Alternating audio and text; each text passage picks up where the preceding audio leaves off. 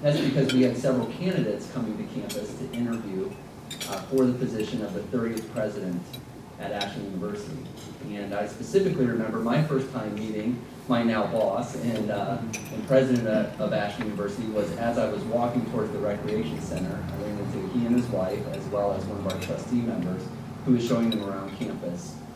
Then later that day, the university cabinet members had the opportunity to interact with him. And one of the things that I took away, and I told my wife right away, is I said, this man knows what he's talking about, and he has a fire for not just education, but making a difference wherever he is. And you could see that right away. And so then, as Dr. Campo received the invitation to come here and to serve as the president, as an institution, we have been through a series of changes already, and he has led us through those. We have looked at our mission, we have looked at our vision, we have looked at strategic planning as a whole, and it's a really exciting time at the university. And so with that, I'm introducing our president, Dr. Campo, and he's going to speak a little bit about that strategic plan and where Ashland University is moving in the future. Thank you. Thank you. Good afternoon. What a blessing to be with you. You know, in the summer of 1945, let that sink in for a moment, the Cleveland Plain Dealer announced a competition. Sorry guys, this was just for ladies. Because a doctor had worked at the Cleveland Health Museum to create Norma. She was before my time, not by too much. But Norma became an instant sensation. Norma was designed by a man they called the Rodin of obstetrics. Can you imagine such a thing? He had actually sculpted Norma, and she appeared in the Cleveland Health Museum as the quintessential woman. Her dimensions had been taken from 15,000 patients that this doctor had had. And as the quintessential woman, here's the competition. Women from all over Ohio could submit that their dimensions matched Norma's most closely as the quintessential woman. You already know where we're going with this. And 3,864 folks entered, and 40 women competed for the grand prize. You know, the woman who won the grand prize was the average American. She liked to bowl. She was a housewife. She seemed to fit the pattern of Norma quite well. You know, little statues of Norma were given out. She was on the cover of Time magazine. And one of the things that shocked the doctors when they finally looked at those 40 contestants, and even the winner, was because their thought was, among these 40, surely there'll just be millimeters worth of difference between wrist circumference or foot size or other dimensions. You know what the truth was? Not a single woman was close, including the winner, to Norma. And the doctor, of course, excoriated women across America. Does that surprise no one? He said, this just shows that women are not fit, even fit for military work as well, as one of the things that was mentioned in 1945. It shows that women in America need to be more fit so that they can be more like Norma. Well, I've just summarized for you part of the opening chapter of The End of Average by Todd Rose. You know, what Todd Rose's book gets at is there's no such thing as average. And any system that's designed around the average is certainly going to fail. And Norma's just one example. You know, the doctor was wrong. The problem was this whole concept that there was such a thing as the average woman, and that we would put her on display at the Cleveland Health Museum. Take a look at that sometime when you have some spare time, because it's interesting how those concepts have changed. So what Todd Rose concluded in his recent book, published about 3 weeks ago, is something we've known a long time here at Ashland University. I think back to 1877. You know, this rock is actually it's a shard of a foundation stone from the actual foundation of the earliest building on campus. We didn't have enough money for this. You know, we raised $10,000, and I say we as though I was around then, but you know, the university raised the $10,000 rather easily from the community, but the cost of the sandstone for the foundation was so high they actually had to go out and fundraise a bit more to get that foundation in place. And when I think about the foundation of our institution, it takes me back to that accent on the individual. The fact that at Ashland University, we have never seen a student as average, but instead seen a student as an individual, created for a particular destiny that only he or she can fulfill. So that Todd Rose, this student who had a .9 GPA, a child at 21, was married and thinking, I don't even belong in college. What am I doing with my life? In fact, the truth was 15 years later, he would be leading, and now is leading, the Laboratory for the Science of the Individual in the School of Education at Harvard. Things changed because people started seeing Todd Rose as an individual. And instead of designing a system, which higher ed, at least according to Todd Rose and many others, a system in higher education that says, here's who we are, here's what we designed. This is a program in A, B, or C. Either you come fit, or sorry, you'll have to go somewhere else. You know, the national average, the 6-year graduation average in higher education in America today, anyone want to hazard a guess? There are a few of you who know, so you can't answer. But Jack, what do you think? Throw out a number. What percentage of graduates? So you come in, you want a degree, 6 years later, you've got one. What percentage do you think we're doing as a nation? 40. We're doing a little bit better. About 55% is the number. Ohio's right in that range. And again, there are things that we need to celebrate. From my perspective, that's not one of them. When you think of the investment that students are making in time and money, and we know that there are a number of reasons why students aren't there, I always want to point the fingers inward. I always want to say, what aren't we doing to help ensure student success? A lot of the onus goes to students, and we know that too. But when we think about Ashland University and its accent on the individual, to me, it's one of the things that separates us from other institutions. If you read Academically Adrift, one of the most groundbreaking books written in the last 5 years in education, Academically Adrift really pointed to educational institutions and said, you know what? Grade inflation is rampant. At Harvard, I'm not really picking on them, it sounds like it, but at Harvard, you know, the truth is they didn't give a B for an entire year. For 1 year, not a single student at Harvard, undergraduate, got a B. Every student in every class got an A. The joke, of course, on campus during a basketball game, you may have heard this, Yale, Harvard are playing, and the Yale group is starting this cheer that says, we give Bs, yes we do, we give Bs, how about you? So, but not just grade inflation, it drilled down and said, you know, the amount of homework that students do, the amount of time that students spend on study has been reduced since the 1960s by more than half. And students are not being challenged to think critically, and those results are being reflected across the nation. My point in all this is to say that because we have not abandoned character education at Ashland, because we see students as individuals, not as average, no such thing. We simply don't use the word. There's no such thing as an average student. There's just students, students with goals that we need to stand alongside, shoulder to shoulder, and say, we believe we can help you get there. And if the student says, I have no idea where I'm headed, we say, that's okay. We can help stand alongside and help you find that path. Well, recently we kind of looked out into the future. I'm not much one for crystal balls. They've been around a long time. You know, the thought in the crystal ball is that because it is a clear object, that when you look into it, perhaps something will come out to the future, will appear in the ball.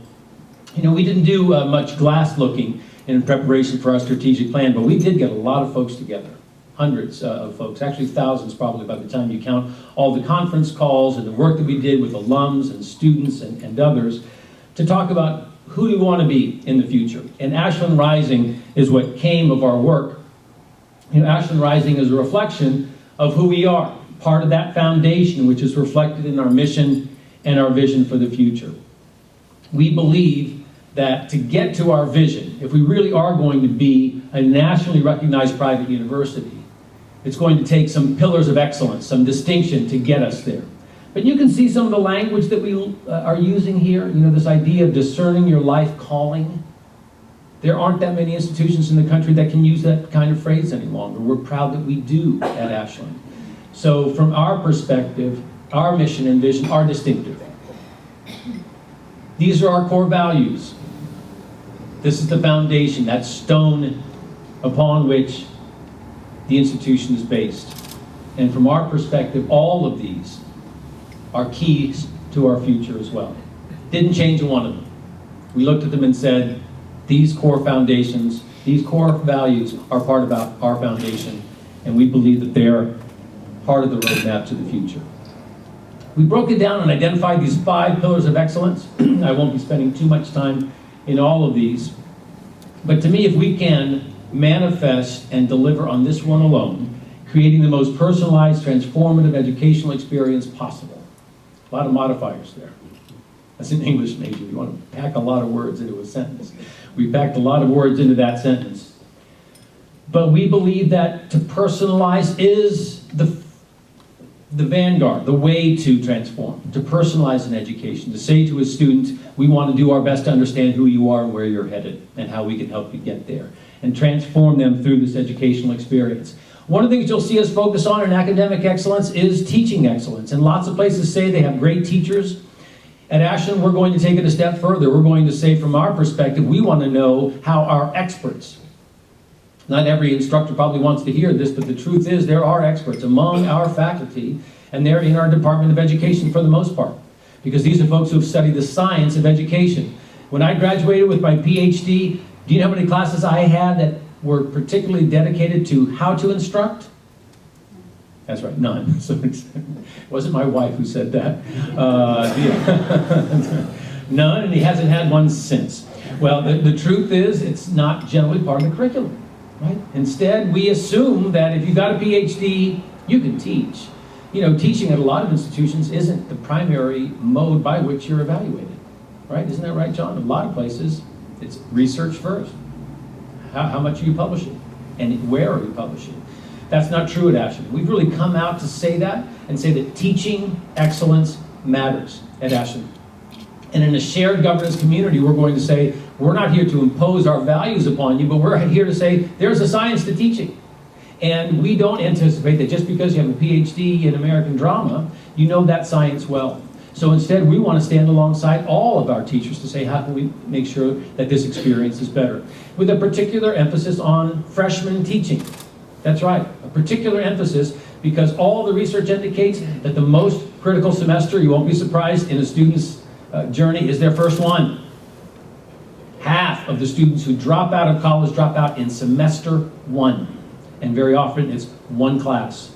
About 80% of all students in a college classroom feel a tendency to leave, feel they don't belong. 80% when they first arrive at college feel that they don't belong. So it doesn't take much to convince them that they are right. So we feel like it's critical that we take some extra time to say, if you're going to teach freshmen here at Ashland, we want to make sure that you have the sensibilities of understanding what that freshman class is about. It's not about entertainment value, but I'll tell you what, you want to make sure you've got your best teachers teaching in the right kinds of ways in front of those freshman students. So that's part of what this academic excellence will focus on. Our unique Christian identity. I don't know how many chambers of commerce open with prayer and a pledge. I frankly don't know that. I've been to a lot of meetings and know that not all of them do. My guess is that a shrinking number are. We thought long and hard about this element. You know, a lot of folks said, how about just saying our unique identity? Identity is a critical role. All three of those modifiers. Our identity. What is it about our identity? Some of us said just unique.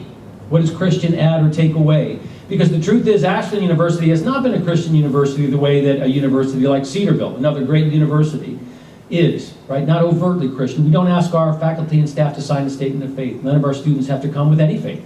We're proud of that. We don't want to change that on either behalf.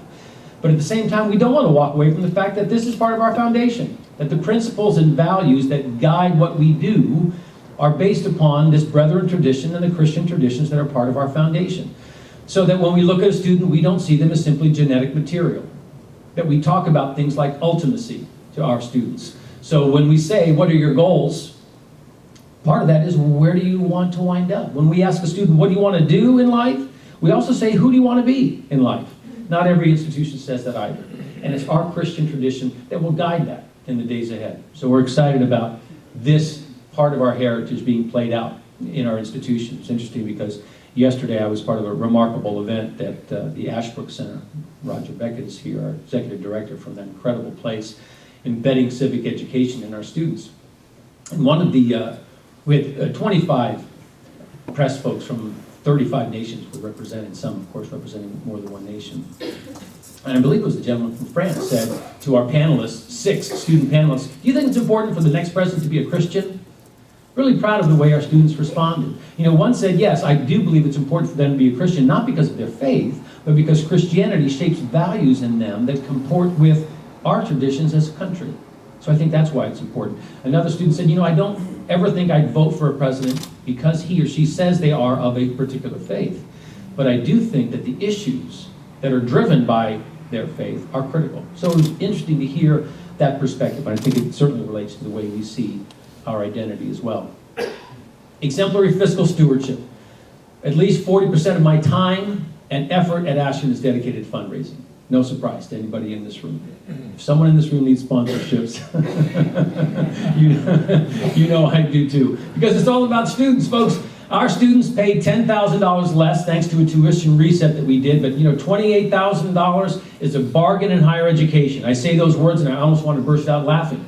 $28,000 is a bargain in higher education, and it is today. It places us in some of the lower percentiles of private education in Ohio. But boy, times that by 4, even an English major gets that number, right? That's a big number. That's a big number. So how are we going to ensure that the students of the future can continue to have access to a great Ashland education? Well, for one, we need investment. We need investment in our institution. We have to see our endowment grow from where it is now, about $40 million. We'd like to see that double over the next 5 years. Ashland 2020 says that if we can double our endowment and take those dollars and invest it in our students, that's where it's going, folks. Invest it in our students to provide student scholarships so that they can afford a great education at Ashland. But part of this is I've got to be able to look every donor in the eye and say, as best I know, using data-driven analysis, we're taking your dollars and investing them as well as can be. We have a buttoned-up shop in every regard. So we're really fastened onto this element so that we can tell everyone who is investing in our students that we're doing a great job with their investment. This whole idea of a welcoming, diverse campus, this is, I think, a real strength for us. A healthy, safe, supportive campus environment. When you think about college campuses today, do the words safe and healthy come to mind? You understand what I'm getting at here? I talked to somebody last night who remembers Ashland in the 70s. They're actually on campus when Kent State had their riots. And they were talking about how unsafe they felt even here, right? The sense was something was bubbling up. Students were going to march towards President Clayton's house at one point. Not necessarily something dangerous there, but there was a sense of unrest on campuses throughout the nation. That unrest has changed, folks, as students are now being called to conform to an atmosphere, frankly, that is almost reckless in its abandon of behavior that we would say is consonant with an institution of learning. It's almost as though we've forgotten what the primary purpose of college is all about. I heard someone say jokingly that college has become a party of 4 to 6 years interrupted from time to time by an exam. Ouch. Is that a recollection of your own college days? I hope not. Some of you are saying, yeah, not too different from what I experienced. Well, we don't want that to be the case at Ashland. We don't want that to be the case. Folks, when the federal government puts more than 100 schools on a watch list, not because of the crimes that have been reported on that campus, but because of the way they have been reported. Over 100 schools have been placed on a federal watch list, mainly for sexual crimes on their campus. Just heard an OU researcher a couple of weeks ago say that 70% of those crimes are driven by alcohol abuse. 70%. The fact that we're a dry campus does not eliminate those issues for us.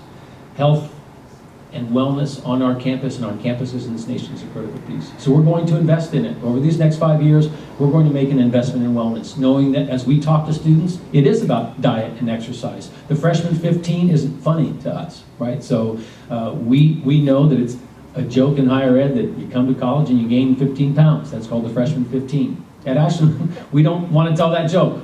And that's only part of it, right? It's an entire wellness experience. Talked to a doctor. We just talked to a chiropractor yesterday, and he said one of the things that's changed chiropractic medicine is we look at the entire individual, right? That's what we're doing too. What about your spiritual wellness? What about your physical wellness? What about your mental health? How are all of these incorporated to ensure that you are getting your goals accomplished, which is to do well academically? Well, enhanced community engagement. We did have a group together just Wednesday morning. Many of you were there. Thank you for that. Because for us, we have a very simple philosophy at Ashland. It is the here, near, and far. And we say that intentionally because we have to get the first one right before we go on to the second and third. We've got to get the here right before we go on to the near and the far. And so to get the here right, we want to serve this community. We believe that one of our primary responsibilities is to help students understand what a life of service is all about. As an academic institution, we are here to tell students, yes, we're going to prepare you academically for the world that you're going to face, but we're going to move students from a culture and a society that is very inward thinking, right? The I generation is what we often hear about these kids. Linguists tell us that the first word that a young infant learns is not mama and dada. Those are just echoic words that they are labial sounds that they make. The first cognitive word that they learn is mine. It's mine. I know that wasn't true of me. I'm absolutely certain. It was my third word that I learned.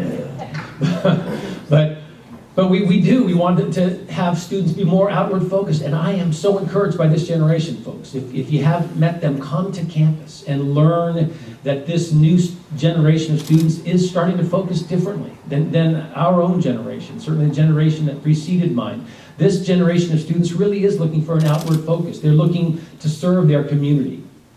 Our university wants to do the same. We want to understand what the needs are of business in this community. And so we want businesses to think Ashland first. We do. Gosh, we need some training here. We feel like there's a gap as we hire new people. So let's start a new training session. Let's develop a manual. Let's call Ashland before you do any of those things. Can you help us with that? Can we work side by side? We know that you have a platform online. Perhaps we can tap into your expertise and work on a curriculum together so that we can help train our staff. We've got folks who can help with business plans. We want business to dream it and think, how can Ashland participate? And maybe the answer is we can't. What we've said to our folks is, our first answer is going to be yes to business. Our answer is going to be yes to this community. We'll find out ways to say maybe if that's a better answer, but we want to say yes first. We're going to be a yes first to this community, because my sense is that some artificial walls have been built up between Ashland and the community over the years. It just happens. Research indicates that the phrase familiarity breeds contempt was already a cliche when Chaucer first used it in English, which was sometime in the 1300s. It's one of my least favorite phrases. So we're going to work to break that down. From our perspective, we want your familiar partner in the community to be Ashland University, the place that you call upon when you're thinking, who needs business help, right? And how can Ashland stand alongside? For too long, business didn't speak into higher education effectively. That's changed, folks. We're taking on business practices where appropriate. We're a mission-driven institution. But more and more businesses are saying that same thing too. So we're hoping that the Chamber sees Ashland as a partner. And I believe that you have. And we want to continue to be a great partner in the community. So what else? What else will happen over these next 5 years together? Well, I'll tell you what's going to happen at 5 o'clock today is we're going to pack out the Case Gymnasium. Right. And then we're going to be very respectful as we crush Ursuline in the, We're going to respectfully defeat Ursuline in that first round game. We're proud of athletics at this institution. There's always some tension between athletics and academics. I don't care where you are. I just heard recently that the strength and conditioning trainer at Alabama makes $500,000 a year. I know it. That's a breathtaking stat, isn't it? He has 85 men that he trains, makes $500,000. What do you think, Ralph? I think that's fair.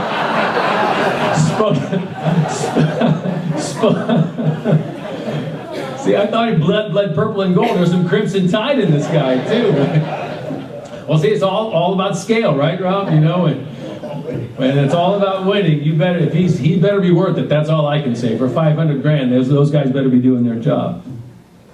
From our perspective, those 7 teams that come here, we want them to believe that we are the capital of nice. It's what we purport about Ashland. It's what we believe to be true. So we want them to be able to go back home and say, what an experience. The mayor, you and I could probably quantify what the economic impact is of us hosting this regional. That's a big deal, right? That's not a small thing. But we don't want to quantify that just in dollars and cents. If there's any takeaway from me about what our foundation is all about at Ashland and what we're thinking about for the future, it's that our takeaway isn't going to be simply about how did they improve economically? What impact did they have because that's on our agenda, folks. If you heard us Wednesday morning, we said we're not really looking just for incremental change. We believe that we have to take some leaps forward at Ashland. Have you been to a great college town? Ashland's not there yet. I'm not telling anyone here anything you don't know. And we're not satisfied where we are. We're losing students because of it. So there's just a very clear economic reason. We're losing graduates because of it. Nate, you know this, right? A lot of kids who get educated by us or others in the area saying, there's just not enough here, Dad, for me to stick around for, right? We need to change that together. Ashland wants to play a role there. We want to be more intentional than ever. This is the first strategic plan in a while that has called in our internal community out to say, we will be a driver, we'll be an economic driver, we'll be more intentional about driving economic activity in this community. I know that at some level I have to be optimistic. It's not a false optimism, folks. I believe we're starting to ride a crest of a wave of change in Ashland. I hear it when I hear reports of where the city is, where this county is, where investment is starting to happen. We know that job creation is a critical part, and we need that to occur, but it will. We can do this together. We can continue to tear down those walls. My object lesson is going to tear down those walls, but to remember what the foundation is all about. You know, Ashland University did not found this town. We were Uniontown before we discovered there was another city by that name. And then, you know, a guy named Clay that had something to do with the founding of this country at some level had a place named Ashland. And now when I think about our foundation and where we're going together, I believe that foundation is strong. And we're here to say that as we look at Ashland Rising 2020, and folks say, when you say Ashland Rising, do you mean the university or the community? And my answer is always yes. It's not either, or it's both and. From our perspective, we can rise together. And so we thank the Chamber for the work that you're doing to help this community rise. We are your partner, and we're going to you with a hand extended in friendship and partnership in our belief that Ashland will rise together as we work together 2020 and beyond. Thank you so much. Thank you.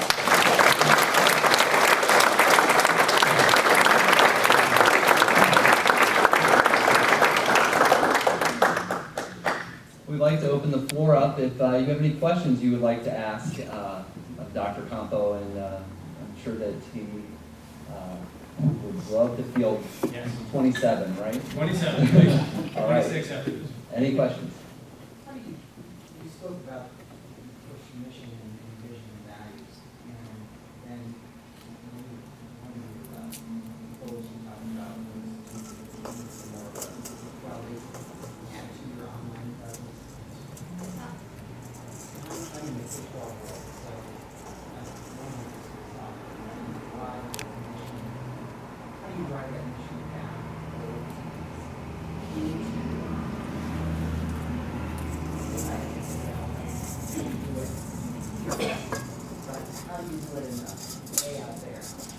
Great question. So how do you drive your mission and values into the online environment? We've made quite a commitment. Mike Hollenbar, Vice President of Enrollment Management, is really driving a lot of what we're doing online. And I will tell you that from our perspective, it's a mode of delivery. And I came kicking and screaming into the online world, saying that it will always be the margarine to the butter that is the face-to-face educational experience. I don't think that's true anymore. And I will tell you that as technology increasingly becomes more enhanced, that seamlessness will be remarkable. Frankly, we're probably 5 years away. These predictions are fluid, but I'd say we're probably 5 years away from a time when you literally would have to come to this podium and touch my physical body to know whether I was here or not, because the three-dimensionality of what will exist. I could be anywhere in the world and be projected into this room standing behind this podium, and you will not know it's me. My point about that is that there is a seamlessness that already exists in the technology if we do it well, but the mission piece has to also follow. So let me just give you a couple of particular examples. This accent on the individual demands that we're not going to go online and just be vanilla and take a template online and say, here it is. But instead we're thinking about things like this. What if we stream our Thursday night chapel experiences to those students? What if we offer 24/7 counseling that is both academic and personal online? That whole idea that what if our students could at any single time bring up their entire academic portfolio, right? Bring it up on their phone, identify, I'm dreaming a little bit here, but we're not too far away from this technology. Literally, they can identify by looking at a matrix where their exams and quizzes are for the semester, literally on a calendar. They can identify where they are in their academic progress, what courses are going to be offered next semester, what the deadlines are to register for those courses. If they are doing poorly or fail this course, what course of study and actions they need to take. So when I think about technology and that seamlessness and moving our mission into those areas, it is about ensuring that we take our ethos into every environment. That's in a hybrid environment, that's an online environment, keeping those classes small is another part of that, right? So you don't have 600 students taking an online class, but instead keeping those classes small so that accent on the individual can continue, so that we have an appropriate level of engagement. If you have interacted at all with 18 to 24-year-olds, they anticipate that when they text you or email you, you should respond in 8 seconds or less. So we have to temper that understanding a little bit, but that's part of the engagement as well. So we are clearly working on developing matrices and actions that will reflect our ethos online or wherever we are.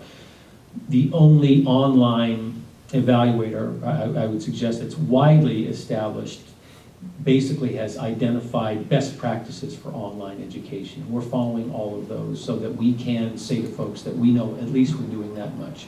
We also are intentional, and will continue to be intentional, about taking our ethos online and face-to-face. Other questions, comments? Yes, please, Jan. Would you describe a great college town? Would I describe a great college town? You know, a great college town has a number of components. I think one of the things that a great college town has is the sort of seamlessness between college, the college campus, and the rest of the college town. I think there is a seamlessness there, so that one almost flows into the other, and not necessarily just geographically, but that's true as well. It's tied from a transportation, from a way of life perspective.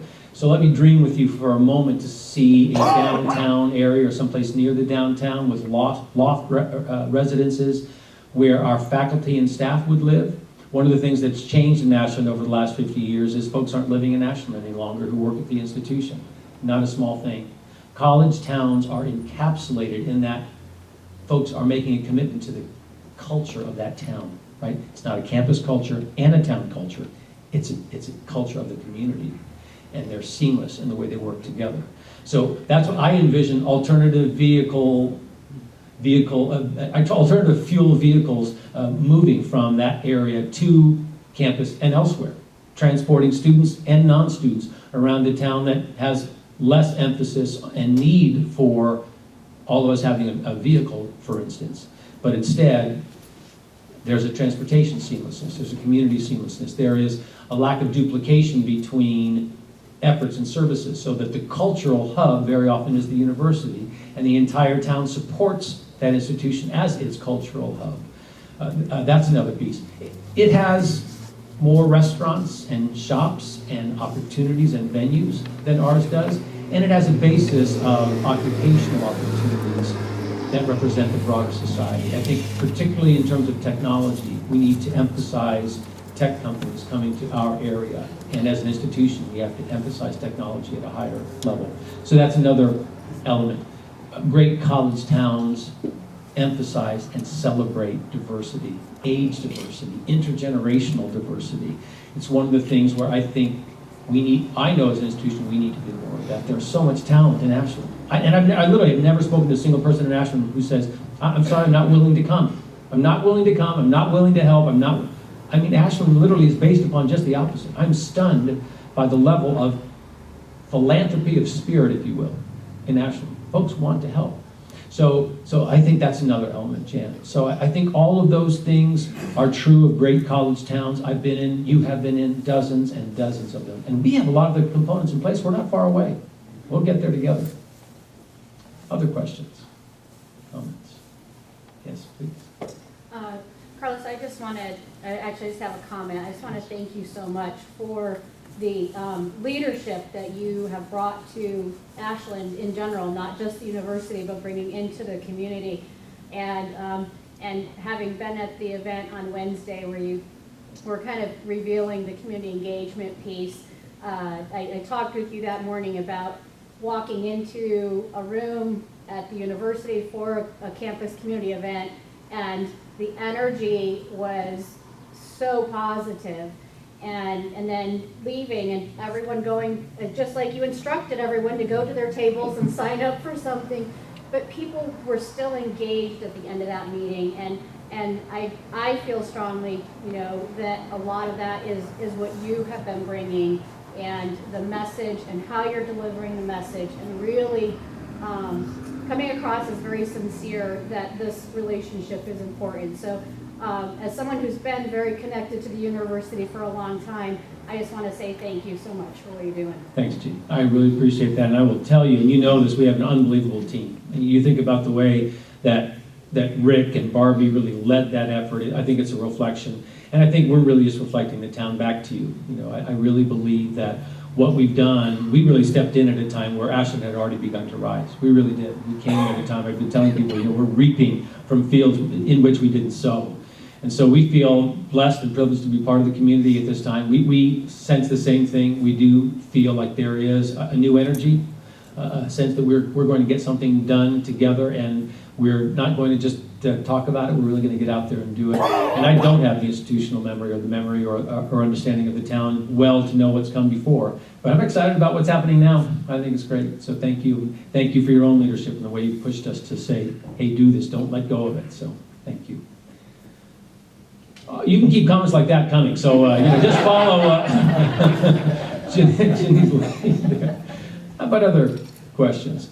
You know, I would just want to say in closing, thank you so much. You know, we've had to make really tough changes. I don't want to miss the fact that when we came to Ashland, we were in the midst of a maelstrom from a budget perspective, and we're still sorting some of that out. So we're going to need your continued insight. This is a tough time for higher ed folks. I keep citing the fact that when the College of Chemistry at Berkeley, founded in 1872 with 14 Nobel laureates to their credit, is closing.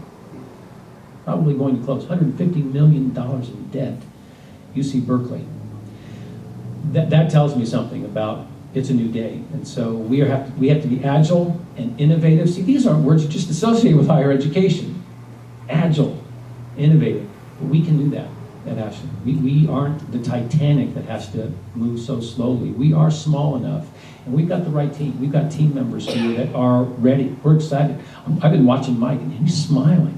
You know, this guy, he has so much on his plate in terms of our investment in online and how that's going to change the institution. But he's smiling. We're actually excited about this stuff. So we have these tiny, narrow lives. So, but it's wonderful. We really appreciate the support of the community. We thank you for what's represented here, because I can tell you this, that the first chamber meeting I ever attended, I was incredibly impressed. Aaron and others who were there by their focus, and their focus was on the individuals. See, that's what every community is about. Right? Great college towns, Jan, great communities are about people. I heard one of these foreign press people, she's working in New York City. She's lived all over the world. She said, you know, my favorite place I hated to leave was Bangladesh. And I thought, you must be joking. What? Oh yeah, I was there with my kids and we loved Bangladesh. And I said, please tell me why. What was it? What was it? And of course she said, the people. They were so unbelievably giving and loving and innovative. And so anyhow, it's the people. It's the people in this community. We're privileged to be a part of it. And thank you again for your time this afternoon.